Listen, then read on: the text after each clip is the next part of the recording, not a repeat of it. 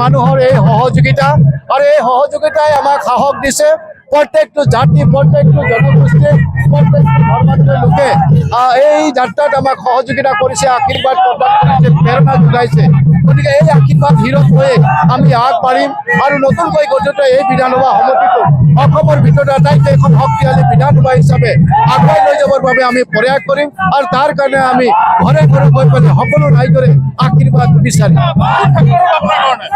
ইতিমধ্যে তেনেকে বিৰোধী দল তেনেকে শক্তিশালী নহয়, তথাপিও পোনপটীয়াকৈ আমাৰ কংগ্ৰেছৰ লগতে আমাৰ প্ৰতিদ্বন্দ্বিতা হ'ব। নিশ্চিতভাৱে আমি বহু কাম কৰিবৰ কাৰণে প্ৰতিজ্ঞাবদ্ধ হৈছোঁ। মাকুমত যিহেতু নতুন এটা সমষ্টি, গতিকে বহু কামেই আমি কৰিম, সেইটো নিশ্চিত।